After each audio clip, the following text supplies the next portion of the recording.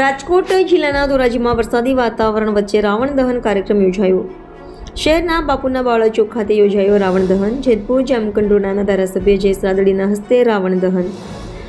દશેરાનો તહેવાર એટલે અસત્ય ઉપર સત્યનો વિજય, અધર્મ ઉપર ધર્મની જીત. ધોરાજીમાં દર વર્ષે હિન્દુ યુવક સંઘ ઉજવે છે રાવણ દહન.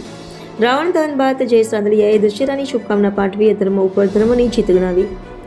આપણા ધાર્મિક કાર્યક્રમ આપણો ધર્મ જળવાઈ રહે, આપણી સંસ્કૃતિ જળવાઈ રહે તેવી શુભેચ્છા પાઠવતા ધારાસભ્ય જયેશ રાદડિયા. રિપોર્ટર જગમાલ સુવા, ધોરાજી.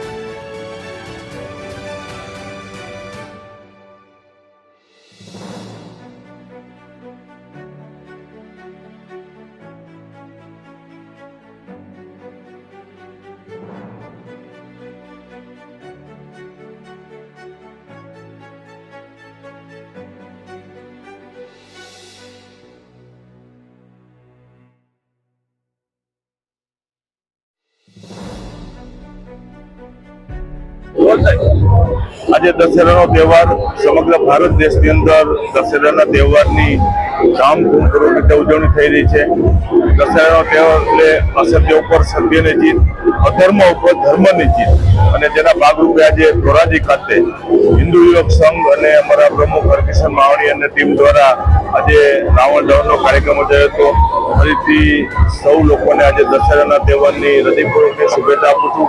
અને જે રીતે અધર્મ ઉપર ધર્મની જીત થઈ એ રીતે આપણા દેશોમાં આપણા ધાર્મિક કાર્યક્રમો, આપણો ધર્મ જળવાઈ રહે, આપણી સંસ્કૃતિ જળવાઈ રહે, આપણા સંસ્કાર જળવાઈ રહે એવી દશેરા તહેવારે હૃદયપૂર્વકની શુભેચ્છાઓ.